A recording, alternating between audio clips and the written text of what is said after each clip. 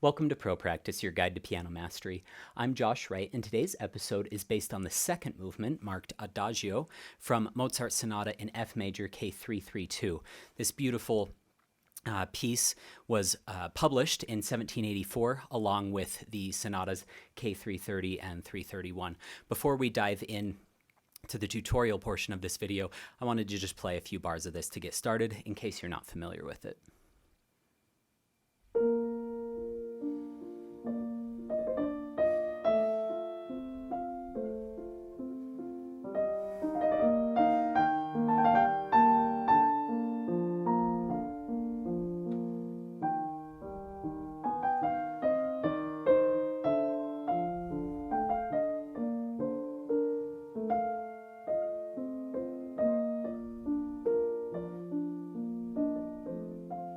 Then we go to the parallel minor.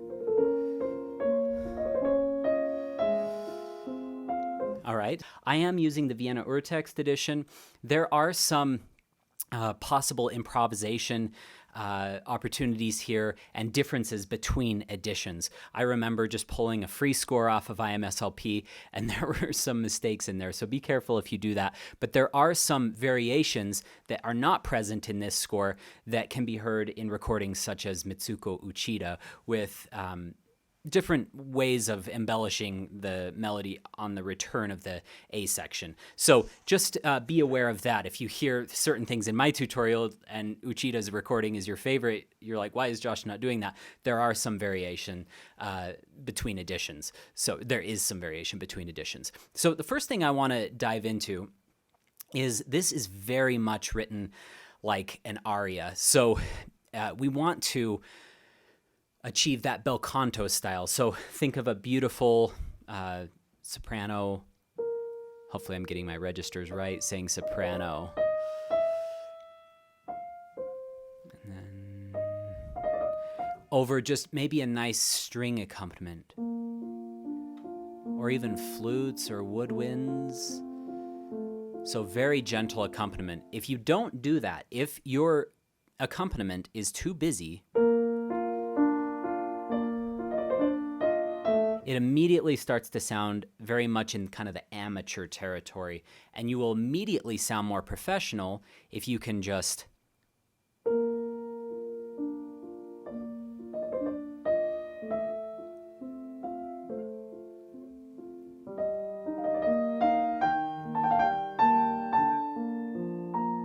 really allow that right hand to sing and shape the right hand.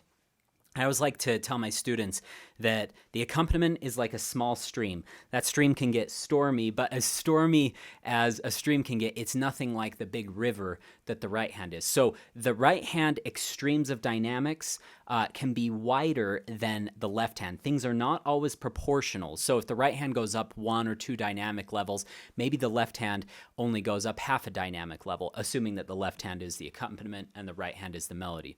The next thing that I want you to think about is I would probably keep a pretty solid connection to the keyboard. I wouldn't be, dropping down into that. There's too much risk. Someone who executes that type of technique beautifully is Murray Pariah. Not necessarily on this piece, but I've seen him be able to play from above the keys and not get a harsh sound. He's one of the only human beings that I see consistently do that all the time without getting a harsh sound. Okay, if you're always playing from above, you might get a harsh sound. I'm also, because I was so obsessed with Murray Pariah growing up, I'm very partial to that kind of golden tone quality that he has of never playing anything harsh. So be very aware of your tone quality, or in other words, the timbre or the quality of sound, the tone color you could think about, and how that's mixing with the left hand. I know I'm getting a little bit out there with how I'm explaining this, but these are things that will really enhance your playing. So let's talk a little bit about shape now. So I would open, make sure that the B flat has enough presence that you're not walking on eggshells. So you may even want to start with the una corda pedal down according to the space and the piano that you're on. A lot of teachers freak out when I say, oh, don't use, when I say use una corda pedal often, and they're like, no, you should never use it unless the composer writes it. I am thoroughly convinced that's bad advice.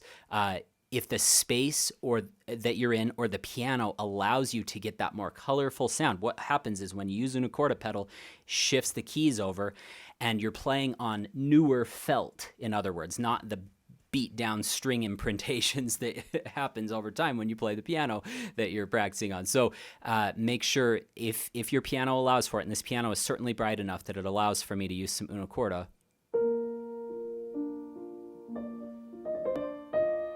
I can just play a little bit louder on that melody, and it just makes my accompaniment even more soft and velvety. Now, I'll probably let the una corda pedal off here because I want to make a bigger crescendo. Because this first one,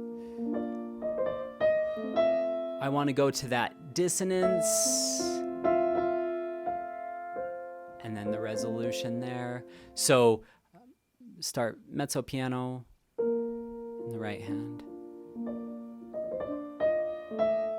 And then come down and observe that rest. Very gently lift that off. Okay, continue on. And also experiment. I've actually gone through and written in the fingering that I like. When you're doing very delicate textures like this and your hand's not moving quickly, it's really easy to flub those. Like that. I've seen a lot of students do things like that. I've done that before as well.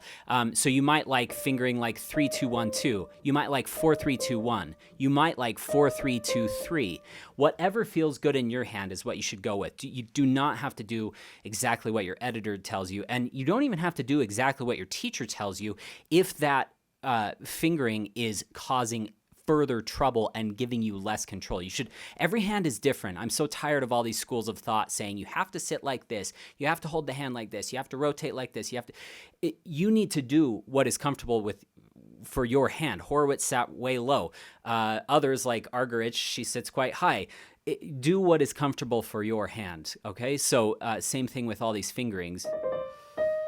4-3-2-1 is what I like there, but on this next one, I like to go 4-3-2-3, and then this one I like 4-3-2-1. Okay, so it's whatever is comfortable in your hand. So on bar 2, we're going to open up a little bit more with our dynamics. Oh, I actually like 2-3-2-1-2-3, and I think I probably do it differently sometimes. So go to there, then come down and very gently lift off. The reason I come up with like that with my arm and my wrist and the whole mechanism is it gradually lets that damper felt back down onto the string as the hammer drops. If you let go like that, it's not at the end of the world, but that's pretty abrupt versus that, and that was without pedal. My pedal is not depressed when I'm doing that. You could push it down and then lift it off, but it's up to you if you like the pedal or not there. Make sure that in Mozart that you're not over pedaling. Having said that, though, you don't need to be afraid of the pedal in this piece, okay? Continuing on. Oh, I actually like to start a little bit less here on bar 3. And then go to there, and then less. I like to take a little bit of time on that portamento. The portamento is the slur with the staccatos underneath it. I always just like to think of that as a gentle staccato. So continuing on. By the way, the sforzandos and sforzando pianos, you'll see those markings a lot. I remember I took this piece to Sergei Babayan, and he was like, "You're way overdoing those sforzando pianos." Like, yeah. Especially and he didn't tell me to necessarily do this either, but what I've come to the conclusion of with all these sforzando pianos is that is meant to emphasize that note. And there are many ways to emphasize that note, including time. So I would think of those as kind of accents in time. So you can bring them out slightly. And that's a little too much.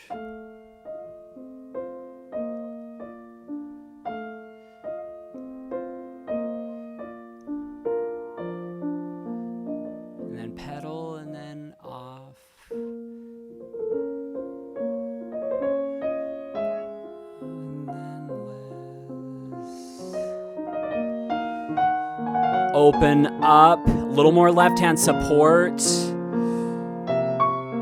And you could do that, or you could, I always liked it a little bit quicker, and then, so those appoggiaturas, those little grace notes, they can mean to take half the value of the note that they follow. They can mean the actual note value that is written, which would be 16ths. And here I definitely do it that way. And you might even put your una corda down for that. It's up to you, but I kind of liked the tension of not being together. I thought that sounded a little cheesy, da-dum, versus just a little staggered like that. And I like to use very flat fingers whenever I'm playing very softly in a slower tempo. Sometimes you can't get away with super flat fingers in really high speed. Sometimes the curved quality of your fingers needs to be a little sharper than usual. But here, this is, and come lean with your arm, then maybe you put your una corda down, and then very flat fingered. And maybe go to there, and then less, and then regrow, maybe somewhere to in there, and then diminuendo down to there. Okay, I'm going to try 7 through 8 without talking.